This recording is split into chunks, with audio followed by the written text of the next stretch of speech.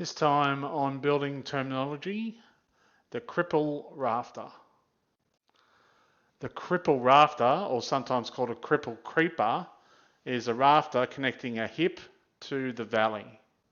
So back at our roof, our Cripple Creeper, as we said, runs from your valley up to normally the broken hip.